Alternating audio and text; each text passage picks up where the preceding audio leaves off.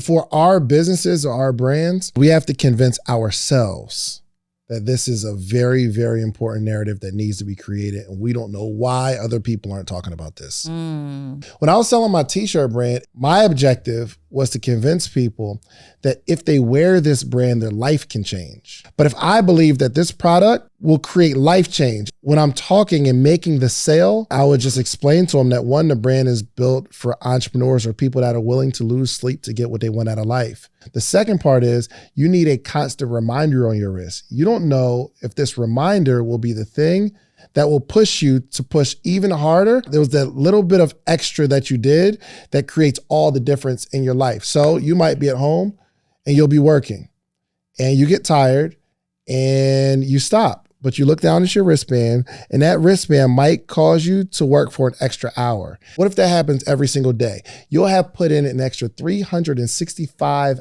hours into your business. What will that create in your life? And I need an answer. You want to? Okay, so if you're just now tuning in, we're talking about the school that served fried chicken and waffles and watermelon to kick off Black History Month, which I would appreciate it. You know what I mean? I'm just saying, like I like the food. Been a delicious meal. I'd have walked out like, dang, that's what's up. I'd have like, oh, that's what's up. But I didn't think about it. So what we're talking about now is narratives being created is what pushes any message, whether it's true or not. So I'm always of the thought of anything I see is not 100% true. That is also accurate. Yes. But when you hear directly out of the horse's mouth, so to speak, especially in a moment where they're taking accountability, you have to believe that for what it is. Or it's the right thing to do at the time. Accountability. Okay, people who get like canceled, right? They say something and it's what they believe. And then they come on and they say, oh, well, I didn't mean it like that. I meant it this way. And they apologize. When really, they meant it exactly how y'all took it. So the apology isn't real. It's what we think we should say to appease the people who think we need to apologize. Yeah, but that's very, very different than serving chicken and waffles. So if you, influencer, say, you know, all Black people are such and such, and you offend a group of people, you meant what you said. But because your lifestyle is attached to you taking accountability, you're going to retract and say, oh, I didn't mean it that way. Yeah, you did. There's only one way to mean that. 100%. Right? You're right. But we're talking about a school deciding to serve fried chicken, which fried chicken, again, is not typically on a restaurant menu for a public school. Fried chicken, waffles, and watermelon. If it had been any other day and this were just a treat, maybe, right? But the school district, the school district acknowledged in their apology, we apologize. This was inexcusable that we kicked off the celebration of Black History Month in this way. It was inexcusable and insensitive. They said that. So at that time, it's no longer inferred that they made that decision for Black History Month, right? Now, the part that we can debate is whether the apology is genuine or not, right? Maybe the person who made the apology did, but the person who made that decision to do it, they were playing in our face. The person who made the decision to do it, were they Black or white? I don't know. I have no idea. We'd have to look up the story. So we look at the school district apologized. I'm about to look now. But who is the person who made the decision? Of course, the school district, it could have been one of them old Black mothers in the kitchen that know what they doing and say, yo, I'm going to take care of my Black kids today. We're going to serve chicken, waffles, and watermelon. I'm going to do that. That whoever the head kitchen staff is, they make the decision to do it.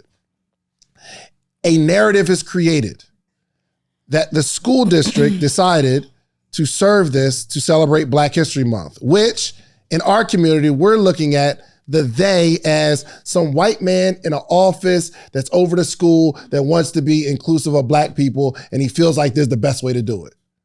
So when it blows up, of course, the school district has to come on and say, we were insensitive when really it was Auntie. Now, so you understand what I'm saying? It wasn't Auntie. How do we know? It was Auntie. Okay. It wasn't Auntie. It was Auntie. Who was it? It wasn't black. It wasn't black people who made this decision. But and apparently, right. So the staff was let go who served this meal, and the school foods vendor Aramark provided a different meal than what had been scheduled. So this was the students were supposed to be served cheesesteaks, broccoli, and fruit. Okay. Hold on. So the white man in the suit, the company, right, decided this is what these children are going to eat, right? But they let go of the staff? Yeah, so the people who were responsible for serving the food, let's say that, were let go. But also, Aramark changed the food. I don't know, it doesn't state here if they were requested or not, but Aramark specifically has been tied to doing this, playing this over and over and over again. They've been in trouble for this before. They understand fully that this is insensitive. They did the very same thing. Aramark has since apologized for the meal. The situation at that middle school was our mistake and never should have happened. This latest meal is not the first time Aramark has come under fire for meal with racist undertones, okay? In 2018, they received widespread backlash for serving a New York University students a meal that included watermelon flavored water as part of a meal honoring Black History Month. All right. They did the same thing in 2011 at the University of California on Martin Luther King Day. They served those people fried chicken and waffles with watermelon on the side. They do this specifically when it's separate. First of all, Aramark, we got a problem. All right. We got a problem with all these watermelon variations. Was the watermelon at least seeded? Were we feeding them real food? No, here's the question. So Aramark provides the food, correct? They provide the food. And it's based on, so typically what happens is there's usually, again, public schools have an approved food nutrition list, right? And you can only serve in these guidelines. And it's even down to the snacks. I just remember being, as a mom, you had to use the approved list. 100%. You could only bring that stuff or no. For sure. And so typically there's a food coordinator on staff who says, this is what we're ordering the students at this time. And then Aramark delivers the food. I don't know if they deliver it daily, weekly, but they deliver it. They had a different scheduled meal that day. Aramark, brought something else. You trying it. Something sounds weird to me though. Something sounds fishy. But here's the thing. If that was the case, the cook in the kitchen who's making $8 an hour, who are they? Like, they just do a job. Well, they're serving a job. Why would they fire the staff? We don't know. They said they fired the people responsible for serving the meal, so they may have ended their relationship with Aramark. I don't know who that is. I don't know if it's staff, the cook, or whatever. And it would be really wrong if they were impacted. But it sounds like they had an order, cheesesteaks and broccoli, and they got fried chicken. Waffles, maybe and watermelon. It was Annie. Maybe Auntie. It wasn't Auntie. Changed the order. It was. If the people the people responsible for serving the food got let go, that sounds internal into the school. It does. Somebody could have changed the order. Exactly. So if I'm working there and they say, and the truck comes and they say, "Oh, this is what y'all got for lunch," what am I supposed to say? I'm not serving that. That's their job. Their job is just to distribute it. But right? the thing is. This wasn't, Aramark has a history apparently of doing this. I agree. And here's the thing. In this scenario, it could be a racist undertone and somebody is trying to be racist or trying to be funny. I get it. My point is the only reason we care is because someone created a narrative around it. That's the only reason we're having this conversation. There's probably racist things going on all the time that we know nothing about, but when someone creates a narrative and they can get other people behind this narrative, it becomes way bigger than we even care about, that we would normally care about. Well, the issue of watermelon goes back to slavery. Yeah, 100%. When slaves started to become free, watermelon was the easiest fruit, one of the easiest fruit that they had access to, and they sold it for money. White people used watermelon against Black people as a joke. They threw watermelon, like it's a thing. Yes. You do not serve for Black History Month watermelon, even though it's delicious. So do you not serve it? At all? No, it's not that you don't serve it, but there's a very, very, very condescending and outwardly racial undertone, specifically with serving it with fried chicken and waffles. The thing Walmart did with that ice cream clearly was a thing. I get that 100%, because that's like direct, and it was like what, black fists on there, like, oh, y'all love these flavors. Yo, and let me ask this: butter pecan and raspberry, butter pecan with cinnamon and chocolate swirls. Are you kidding me, Walmart? Yeah, they was bugging on that one. But the lesson for my entrepreneur Afros friends and crap on the ice cream box. Like, what are we doing? Y'all be playing in our face so bad. Like, I just thought about something that would be cool though if it was like watermelon ice cream with like little chocolate seeds in there. No, little chocolate chips in it. Little chicken skin in it for the saltiness. Not chicken skin. This is a family podcast, you guys. By the way, welcome to another edition of the Social Proof Podcast. We like 15 minutes in. We're a whole hour in, you guys, but we're happy that you are here with us. We actually have some dope stuff to talk about today. Yeah, we do. Can we stay talking about this narrative thing? Because I think it's important if we kind of talk about how we can create that. Yeah, I want to transition it, though, to the narrative created around that you've created. It's so easy to hear a message or be engaged in a thing, and in your mind, the way you process it allows you to create the narrative of what you think is actually happening. And when you hear it over and over and over, you feel justified in your opinion, right? So we were talking before the show started to air or tape, and we're talking about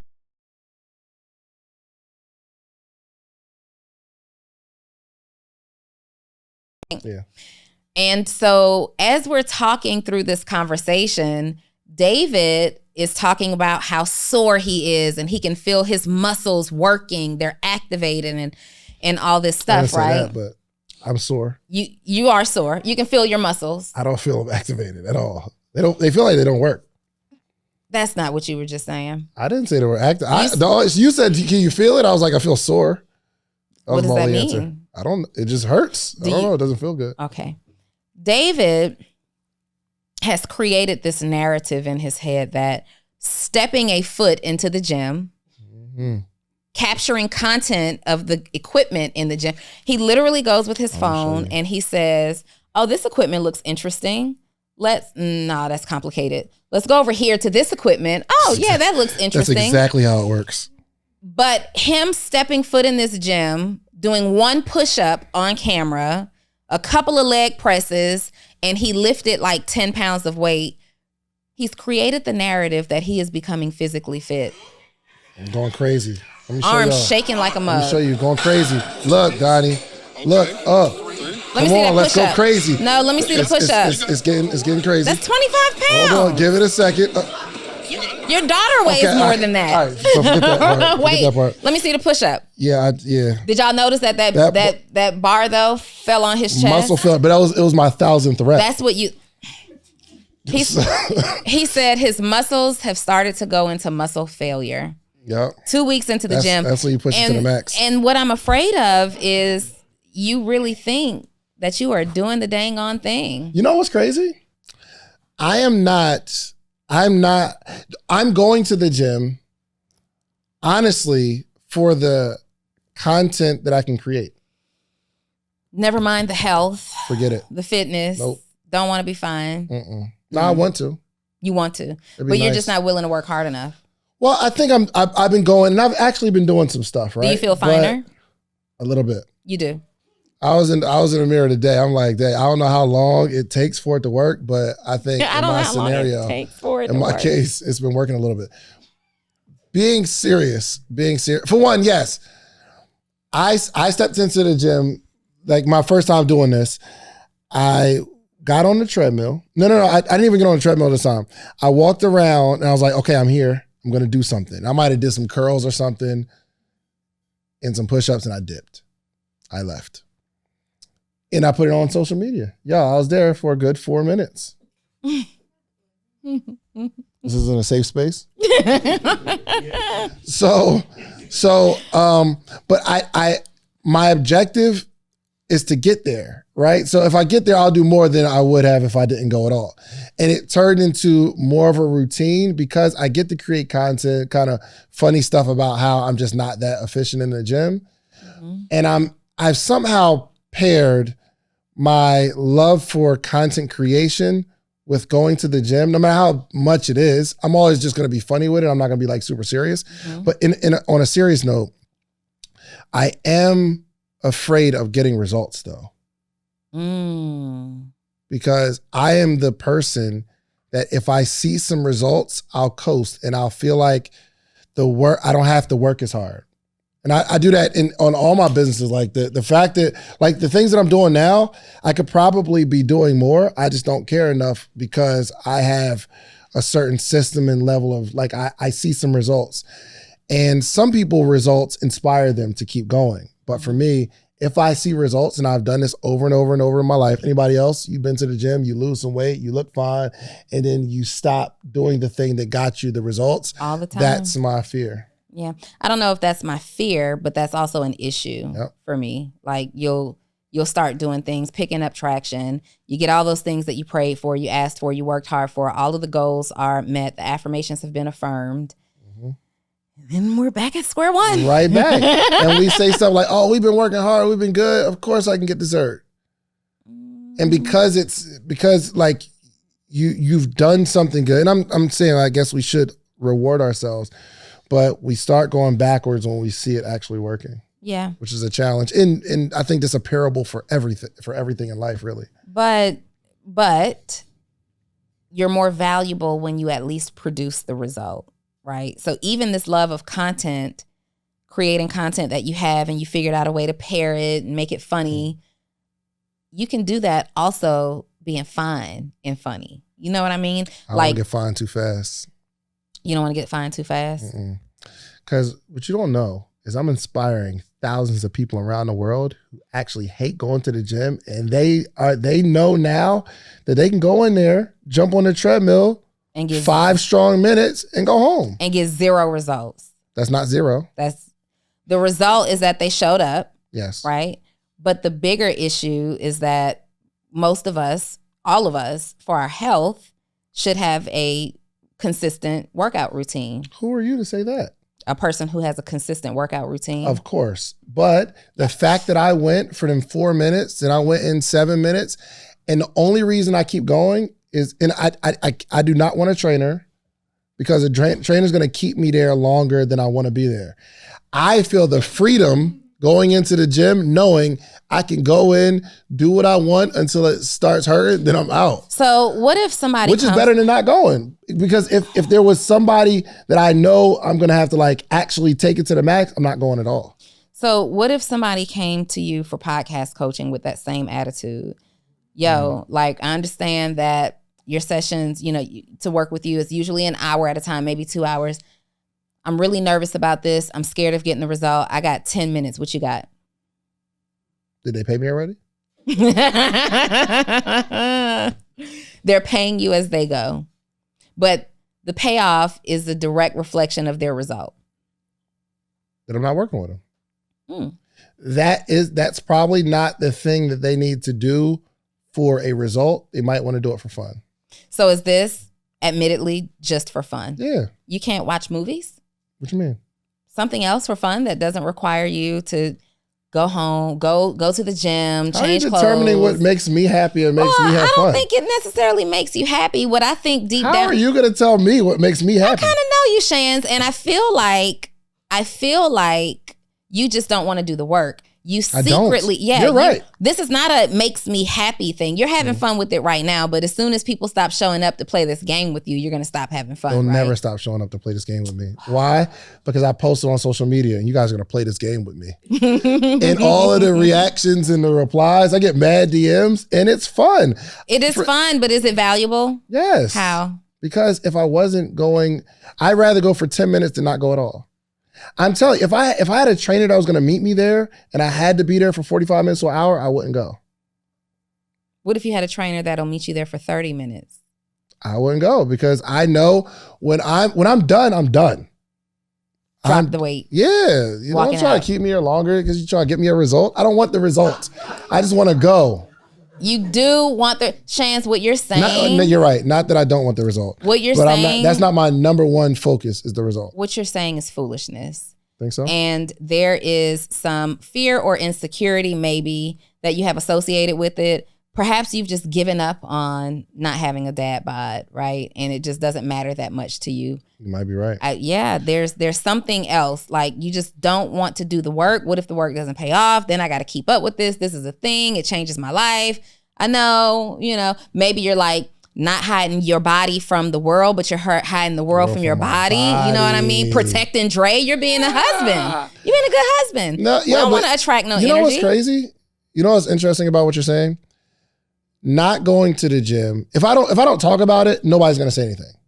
You know what I mean? Only reason you're saying, Chance, you need to go to the gym is because I be talking about I'm gonna go to the gym, or I need to go to the gym, or I don't like it. Your midsection. You be having situations going on too. Don't act like you don't fluctuate. I have food babies and hormonal changes at certain times of the month that will cause that, right? You just be sitting there like compact. So check this out. For no reason. You would be a special case because we have a different relationship, right? But no one says anything to me about going to the gym until I say something about going to the gym, right? So my point is, over the last 8 years, 10 years, no one's been saying, Chance, you gotta go 45 minutes to an hour. When I decide to go for 5, 10, 20, however long, now everybody's saying that that's not enough. And that's enough for me. The thing that I'm thinking about as you're saying that is, I don't know too many of your friends that are fit. Right. So why would they highlight that issue for you? None of y'all are going to the gym. No, some of my friends are fit. Who? Name one. Reese is fit. He's not fit? Reese is fit, but Reese works for you. So what? I'm talking about your friends, your category 1 friends that have the ability to hold you accountable like they hold you accountable in business. None of y'all are fit. Are you fit? I am fit. First of all, some people that was fit. Many of Shanz's friends are also my friends, and I just need us all to get fit. Like, stop playing. We cannot be out here creating this wealth, and we are neglecting our bodies. Like, heart attacks are at an all-time high. Strokes are at an all-time high. Cancer is at an all-time high. Like, I'm not perfect. I skipped the gym too, but we got to prioritize our health. I'm challenging us all. I saw the Circle of CEOs do a cute little challenge the other day. I think it was Jason, Mr. 2 Weeks Out, who sent them a text. Jason's fit. Jason is fit, but Jason ain't like one of your category 1 friends, okay? None of your friends are fit, period. And it's up to you to be the leader in this space, just like you led. And now you started the podcast. Now everybody wants to create a podcast. Yep. They're coming to you for accountability and advice. We've got our circle of influence where we're pushing each other to these financial goals and these results. Push these people to get fit. No. We all deserve to get fit. I'm pushing. I understand. Go for it. I'm calling all of y'all. That's your ministry. Here's the thing. I don't know why we can't celebrate me for going a little bit. Shane, that's my pace. I know myself. So Reese, I want you to come in here tomorrow and work a little bit. So here's the thing. Zell, you up for it? That's just work a little bit. Case. No, it's not that's another case. Totally different. It's not. You gonna celebrate them for working a little bit? What does that have to do with anything? It has everything to do. That's a job that they're doing for our income. How you do anything is how you do everything. Think of a number in your head. How much do you think it would cost for me, a pretty successful entrepreneur, to coach you every single day, to give you all of the game? I'm talking about every day for an entire year, Monday through Friday. I'm on a virtual call teaching you how I've done the things that I've done, and me updating you every single day in real time on all the business moves that I'm making, all the negotiations that I'm in, everything that I'm doing before I actually do it. How much you think? And let's say Monday through Friday, and then on Thursdays we do a Q&A where not only do you get a chance to ask your questions and get them answered, but you get to hear the answer from a whole community, hundreds of other people on a call, and you get their answers that are going to help you too. What do you think? And once or twice a year, get together, free conference that we all get to come to, and you get to meet all these people that you see virtually. How much do you think that would cost every single year? $10,000? Not even close. It would probably be closer to 100,000 because it's just, my time is valuable, and to give you the sauce that's going to help you make millions, I'd have to charge you at least 100,000. But what I've done is created a community where you get the advantage of learning how to become an entrepreneur. You get to network with hundreds of entrepreneurs every single day. You got a community that keeps you inspired and excited. You will read a book club with us every single day. We'll also have an event where we come together once or twice a year for free. We do all of that for $399 for the year. Go ask somebody. I've got receipts of things that I built over the last decade, okay? I am willing to coach you. $399 for the year. Listen, go to themorningmeetup.com or click the link in this video. Let's get back to the episode, but keep in mind, I want to coach you. Let's get started. I suppose. So, no, I don't agree.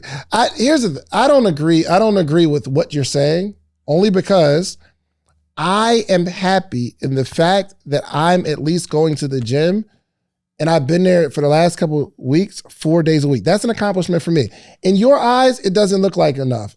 In your eyes, it's you need to go harder. In your eyes, you have a different perspective. Mm-hmm. I'm happy in the fact that I'm taking little steps, and everyone else is saying you need to take bigger steps. No, you think that if I start going harder, that's going to help me in this journey, and it's not. Okay. The fact that I take it more seriously is going to hinder me from actually going.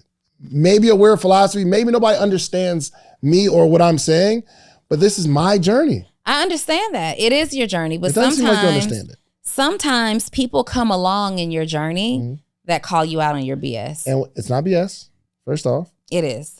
I appreciate you planting a seed of motivation and inspiration in my journey. Yeah, you just got to do better. You do. And here's the thing. I don't think anybody desires to be unshapely or out of shape. I don't think that's unshapely. And it's not even about shape. I don't think anybody desires to be unhealthy. You can hardly talk. There's a cuff. There's a cuff? There's a cuff right Wait, first of all, is that what y'all do? Cut, get it.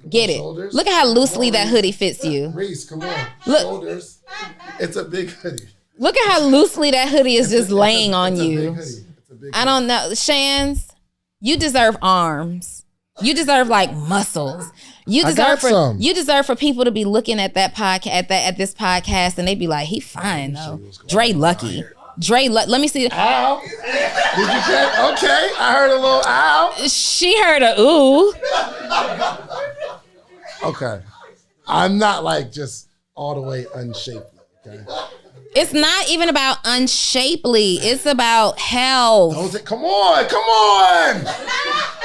Rick, come on. There is zero. We're not doing something right now? There is zero definition anywhere there. There's no definition. Sit sideways. We not doing something right now? Reese. I don't look crazy. You don't look fine. I'm not. It's not crazy, and though. You ashy. Look at your elbow. Now you want to change it to a different conversation. Okay. Can we? When I wear long sleeves, I don't put lotion on my arms. Can we? Reese, can you get a close up of my phone real quick? Because this is. Look at these legs. Look at this. Okay, that joke was a little crazy. Look at this. Look at this. Swing right there. I just want us to see. All right. This is Shans in the gym going hard. I did a lot of them. Look, my arms can't even move. Look, He can't even. My arms can't move. Yo, but you've never experienced that? Have you ever experienced that? Not after one thing. First of all, and you huffing and puffing like you Tyson in the gym. Like, what are you doing? Because we did a whole workout. And at that point, my arms couldn't move anymore. I could do more push-ups right now. Let's get it. How many? Do 7. Do 7? How much you gonna give me? The world is gonna give you. No. Let's make a bet that I can't do 7 push-ups. I'll take you to lunch this week. 10 push-ups, I'll take you to lunch. 10 push-ups, I'll take you to lunch this week. 10 push-ups. All right, here we go. It's light. Get the butt down. Right. Get your butt down. 2, I'm hitting the floor. 3. 4. 5. What's not 6. 7. 8. 9. 10. Give me 2 for a bonus. Work dessert. Let's get dessert, baby. I did mad work that, like, I can do a push-up. You breathing normally right now? Yeah. Get his face. Get a close-up on his chest. Get a close-up on how his chest is moving. It was real. All right, your choice, wherever you want to go. But I've been in a little bit. That's why I'm proud of myself. Mm-hmm. And again, the stuff that I show, it's like, it's funny, right? So I'm gonna post the one where the bar almost fell on me, and it's not that much weight. It was like 25 pounds. You're right, but I did a lot of work. It was a lot. So eventually your muscles like just give out because you don't got no more to give. Yeah, you maxed out. I'll be maxing out. Give him a second to catch his breath. Y'all got a question? Yeah, okay. All right, go with your little 8-10 things. No. Oh, God. Oh gosh, did y'all document that minute? It was like minute 27. Get that. That's the viral clip right there. So Friday? You good? Friday we'll do lunch. Yep, Friday we'll do lunch. I'm gonna order drinks. I don't even drink.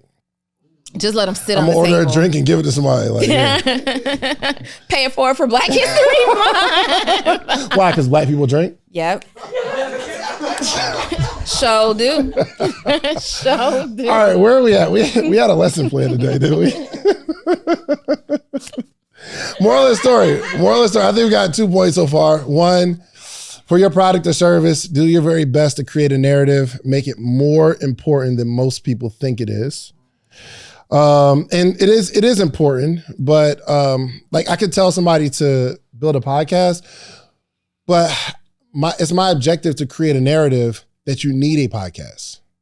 You need it. Mm-hmm. I tell people the podcast is just as important as an Instagram, more important. If I had to build both of them from scratch today and I could only pick an Instagram or a podcast, I would probably pick a podcast because people get to know who you are and they get like longer form. It's not just your 60-second highlight clips, right? So like creating a narrative of there was a presentation that, they were raising money for, I think it was, what was it? It was something really, really important. Maybe like, like sex trafficking or something. Mm-hmm. And they were like, asking for donations. And actually, I think Neil was telling me, I think it was sex trafficking. And, they start the presentation and he was thinking like, I'm not going to give a whole lot of money like that. You know what I mean? Or, as the presentation going on, he's thinking in his head, I'll give him $5,000 towards it. At the end of the presentation, he wound up giving $100,000. And mad other people gave $100,000 to a cause. But it wasn't the cause. What was it? It was the narrative. It was the presentation that was created, right? That forced him to come out of his pocket and give I think 500 gave 100,000 as well. Creating that narrative, making it like bigger than life, urgent, important. And the second thing is, if you don't go to the gym at all, just go a little bit. Listen, if I was gonna teach you how to make $1 million, would you give me 10,000? Like if I had a course teach you how to make $1 million a year positive, you're gonna make $1 million, would you give me 10,000? Of course you would, it's no brainer, right? So in a calendar year, we make 7 figures with the podcast. But there's 21 things that I extracted from that you're going to need to launch your podcast. But I only got time to give you 3 right now. 1 is you need a distribution platform. The distribution platform is what you upload your podcast to. That platform sends it to Spotify, Apple, Google Play, so that your supporters can actually listen to your podcast. You're also going to need a microphone. You need a really good microphone so it's crispy audio. And 3, you need an income strategy. This is not necessarily a hobby, unless you're going to make it a hobby. But I can teach you how I made the 7 figures with these 21 things. Now, the good news is you don't have to give me 10,000. My ebook is only $37, okay? So listen, go to podcastebook.com and get the 21 things that you need. And I can explain it in detail, all the things that you need, okay? Podcastebook.com. Let's get to the episode. Go with intention. Anything that you just do a little bit without a goal or a target is ultimately just play. Not true. Well, yeah, it's a little bit of play, but it's a lot of play. But through the play, you're still catching your breath. Through the play, so what? But through the play, I am feeling different results. Oh, do you know what I would love for you to do with me? What's that?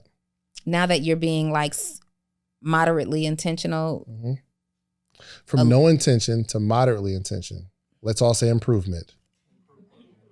If y'all don't stop co-signing this foolishness, we are not championing mediocrity. We are just not. Wait till I get super fine based off my plan. When is it gonna happen? I don't know how long it takes. When's the last time you went to some body of water and took your shirt off? All the time. I'm not afraid. You posted it? Yeah. No, I didn't post it. But I go. We went to the pool.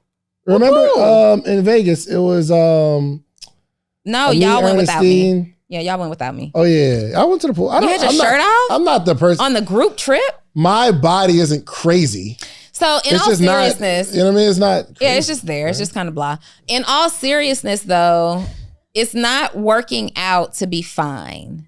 Mm-hmm. It's working out for heart health, organ health, your full physical ability. Like, it's one thing that I pray for every single day. Like, thank you, God, for my full physical and mental ability.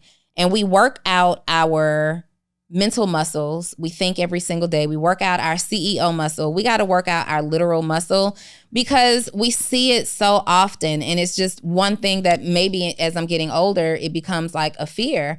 I want to be able to use my body. So anything that we can do to help. Like, I already have a bad knee that I'd be like, I can't even really twerk the way I used to twerk. You know what I mean? Like, if I'm out and I just get that little vibe, little 90s, at night, I think of you. I be wanting to, hey. And I got to be careful. I got to think twice about the weight that I put on this knee. And like, let's help our bodies out because none of us desire to be in a situation where we're not fully physically functional. Yeah. And you know what I don't see? I don't see how you don't see how what I'm doing is working. I don't see it. I ran a mile. Like, I go to the gym and I run a mile. Listen, it's not a whole lot, but I typically don't do anything at all. Let me tell you what I'm proud of. Sit in a chair and record videos. And I am proud. This reminds me of like the heathen that starts going to church. See? Mm-hmm. I'm just proud you in the building, Shan. Thank you. That's all I ask for. Yeah. I'm proud you're in the building. Maybe by this time. We can clap. We can go on and clap for me. Thank you. It wasn't one of those moments, but maybe by this time, 3 months from now, you'll actually be up to a 20-minute workout. Maybe. I was there Sunday. I was there for like an hour. It was me, my boy Brandon, and my boy Josh. We went. We was making up stuff. No, we didn't play basketball. It was on the treadmill. We did like the work. Actually, the little routine that I just showed you that I did, where we did the push-ups, then the curls, then the bench, then push-ups again. We did that. And then Brandon came up with an idea. He said, we should do this. And I was like, all right, bet, let's do it. So we're like literally the blind leading the blind. We're just creating the stuff. But we was in there for like an hour and we had a good time with me and my friends. Then we went and got smoothies. What kind of smoothie? What was in your smoothie? Fruit smoothie. I had like a peanut butter banana vibe. Mm-hmm. I have like, did you see this video? What is it? Oh, I thought I sent it to you. It was talking about dreaming big. You can make it. Let's get to your list. I think we can. That's going to be valuable. We got a strong 30 minutes. I don't know if we can get through the list in 30 we can. minutes. Let's try. All right. Or let's just maybe 5. We'll do a continuation later. Yeah, you know what I mean? We're going to do it. We're going to see. I'm an all in type of person. Once I'm in, I'm all in. Okay. I am all in. All right. So let's talk about how to create a narrative. Let's talk about what I wanted to talk about. All right, you guys. You just said you didn't want to talk about that. Okay, so then we'll do that next week. Next week, yeah. Okay. How to create a narrative. Anybody wondering how to create a narrative? And how do you? It's really important. I want you guys to understand that creating the narrative is the one. Well, it's plenty of things, but it's one of the most major things you can do to actually blow up your business. Dresses. Why do you need custom made pieces? Like, you have to convince people how store-bought. They deserve more than store-bought off the rack gowns and things like that. Why is creating a narrative so important? Because that's the only way, people are attracted to something. And sometimes we'll see something that if we saw it, it wouldn't be a big deal. Mm-hmm. But because we see other people talking about it, we feel the need to input our opinion or things. things of that nature. But I think for our businesses or our brands, the very first thing we have to do is we have to convince ourselves that this is a very, very important narrative that needs to be created. And we don't know why other people aren't talking about this. We have to really convince ourselves that this is like when I was selling my t-shirt brand, it wasn't like I want to sell a t-shirt and make $25. My objective was to convince people that if they wear this brand, their life can change. So we might have a product where we just want to sell it and we're saying, hey, you should buy this product. But if I believe that this product will create life change, and how do you create life change with t-shirts and wristbands? Well, I did it. So we had the Sleep is for Suckers wristbands, right? And I'm selling them for $2 or 3 for $5. And some people will buy them, some people wouldn't. But when I'm talking and making the sale, it's like, yo, you need this wristband. They say, well, why would I wear a Sleep is for Suckers wristband? And I would just explain to them that one, the brand is built for entrepreneurs or people that are willing to lose sleep to get what they want out of life. The second part is you need a constant reminder on your wrist. You don't know if this reminder will be the thing that will push you to push even harder. And it was that little bit of extra that you did that creates all the difference in your life. So you might be at home and you'll be working and you get tired and you stop. But you look down at your wristband, and that wristband might cause you to work for an extra hour. Now, what if that happens every single day? You'll have put in an extra 365 hours into your business. What will an extra, I'm talking about time that you wouldn't normally put in, an extra 365 hours into your business, what will that create in your life? And I need an answer. If you're going to give an extra 30 hours a week into your business, how much more money would you make? So this $2 wristband is actually a business investment in helping you make millions. But I truly believed it. So now I'm creating this narrative that you have to wear. And we've had thousands of people wearing these wristbands because once I told the story and I kept telling the story and I kept the narrative, guess what you do when you wear it? And somebody asks you, Sleep is for Suckers. This is my joint. It helps me work a little bit harder. Like we can't sleep, we got to grind. And that's how I left my job. Yeah. I think a second component to creating a narrative is to keep it simple. Yeah. Keep it simple. Sometimes you're overcomplicating the thought process. So Sleep is for Suckers, designed for CEOs who are willing to risk a little sleep to get what they want in life, period. Can you see it? Is it something that at a point in time of your life you bought into? Like, whether you do or don't today, it was very simple. Whether you agree with it or not, it's very simple. So even if you're a person who says, oh, not me, I get my 8 to 10 hours and I'm going to get it. I don't believe Sleep is for Suckers. When you're talking to another entrepreneur who does, you're going to talk to them about that brand. Oh yeah, I know this guy who has this brand and that's exactly what he does. That's not my thing, but that's what he does. Keeping your message as simple as possible. So when you're talking to people right now about your brand and your messaging, how long does it take you to communicate it? If it takes you more than 30 seconds to spit out what it is that you actually do, you are not creating a narrative. You have a monologue. Right? So keep it as simple as possible. Can you reduce your messaging down to 30 seconds? Have you ever had somebody hype you up to do something that you otherwise wouldn't have done? Yes, me. Yeah, I know, like in school where somebody was, let's say you heard somebody was talking about you and you're like, man, I ain't worried about them. But your friend in your ear, they like, yo, you talking about him? He said, what about you? Yes. Hold on. You mean to tell me you gonna let that go through school and that one girl you've been trying to talk to, she gonna hear that, she gonna think you a punk. Yo, everybody here gonna think you a punk. And then now everybody can talk about you. Then you're like, yo, you right. I can't let that person say that. Going to him right now. When initially it was, ain't nobody worried about that. Right? So you wanna be that person that understands, is the next point. You have to learn how to transfer belief. And it's going to be through you understanding how communication works. You got to hit certain buttons. There's this book that I read, changed my life. It's How to Win Friends and Influence People, because it teaches you, it teaches you how to communicate that inspires something in somebody else. So there are some people that you can say something and they hear what you're saying. I say it, Donni hears it. And they say, well, I hear you. You ever be talking to somebody, they're like, I hear you. Talking to your spouse, I hear you, right? Which means they don't see it. But you said something to somebody where you start telling a picture and they like, yo, I see what you're saying. And how did that happen? How did you say something and not only did they hear it, but they start seeing it? It's practicing the art of communication, being able to paint pictures with words. Yeah, which was, I was going to say, learn how to tell a story, associate a story to your narrative, but I think Dave just covered that. So I will say a great narrative is also something that people can participate in. So Sleep is for Suckers, it was a messaging that people could support by wearing the bracelet, by wearing the t-shirts, right? The hats, whatever. You may be a coach. Can you now start having small workshops and events? Can you do masterminds? Can you do, can you get more people in your dress and user generated content, creating the experience or the ability to participate?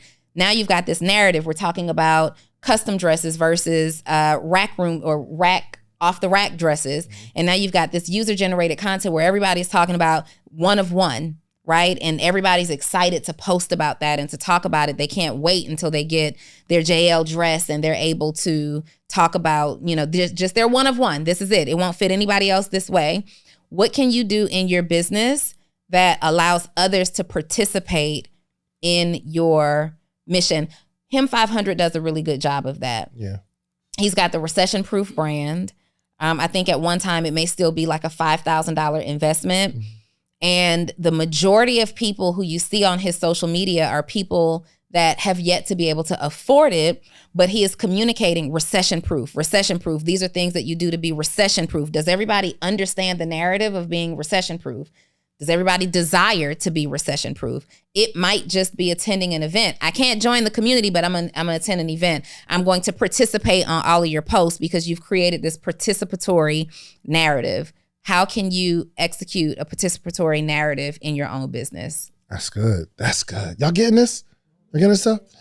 I think another principle is rally the people who love your message, who are on your side, and agitate people who hate it. Yes.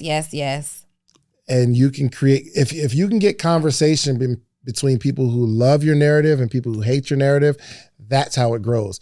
If it's just you and a bunch of people who believe what you believe, it's not going to go too far. Now you need that. You need that because you can build that community of people who are all for it.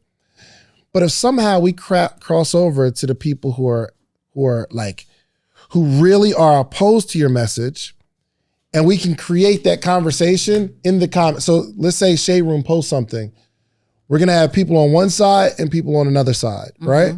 So there's people that feel strongly, I believe this. And then other people who feel strongly that they absolutely are wrong for this particular post. It starts to grow exponentially because people who really don't care, they'll start to pick a side. And then you have a bigger group of people. But if you just stay with people who are already feeling you, you won't even be able to you really want the people who are against you to jump into the fight and say, no, I don't believe it as well. Yeah. And now we have this one narrative. So it's really, really important.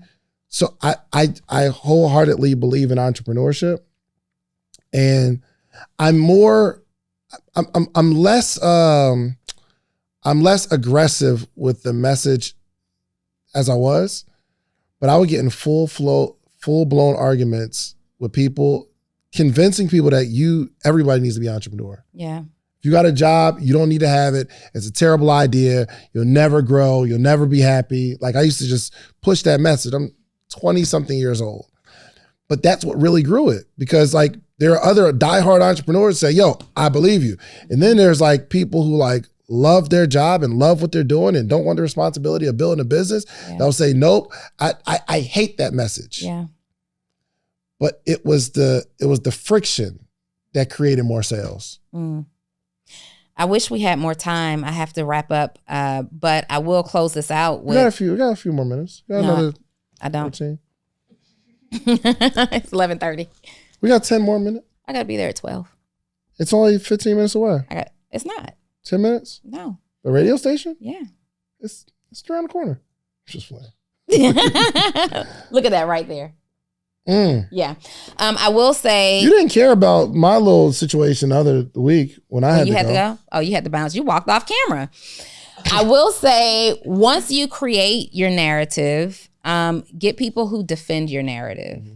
Because the people who defend your narrative are going to be the people that help you to share and spread the narrative throughout to other people. Yeah. And that's really, really important, because you can create a narrative in your head all day long, but if nobody is buying into this with you, then it's not going to be impactful the way that you want it to be. 100%. Listen, y'all enjoy yourselves? Well, listen, please, everybody subscribed here, right? On the podcast app or Spotify. I don't want to have to walk around this room and check phones. Okay? All right. Are cool. You are not subscribed on the podcast? On the podcast or YouTube? Let me see real quick. I got time for that. I believe her. Okay. Show her. Turn that phone around real quick. Let's see. Well, I need everyone, okay, to make sure you share this podcast. We are doing some really good stuff with this podcast, man. You think people subscribe then unsubscribe when they leave? I'm like, who looks unsubscribed? A couple of people look. Kaylin? Trey, are you subscribed? You subscribed? Okay, that's good. Let's see. I think she just did. You were doing a whole lot with your fingers. I feel like you were just. So we're not at the top for you. All right. Okay. So this is what I like everybody to do. Hit that little 5-star, and leave a little comment. But if it's a 4-star, 5. Yeah, but what if it's a 4? If it's a 4, just don't do it at all. Don't do it. Yeah, don't do it at all. 5 or better. 5 or better. Thank you so much. All right. So we got a really busy day. We will be back next week. In between now and next week, I'm going to get even finer and have even more fun in the gym. I appreciate that. And I'm going to be cheering you on. Thanks, Donni. Yeah, I'm going to be cheering you on. And no matter how little I do. And everybody else cheer David on. Comment in the comments below why Dave needs to prioritize his physical fitness. And it ain't just to be fine. I'm prioritizing going to the gym, not my physical fitness. You sound so cancelable right now. Cancel me, baby. We out here. Peace. Bye. If you like the video that you just watched, click this one. You're going to like this one, maybe even more. Click it right now. When they're asking, guess what happens? They're going to the website, and now my impressions are going up. My ads are going to track them. I'm going to convert. It'll help me make money. Every time, the month after a convention is always one of my biggest months in business. The month after a convention. Mm-hmm. What do you think you attribute that to? The convention. But I'm saying, like, what about the convention? Like, what's happening after?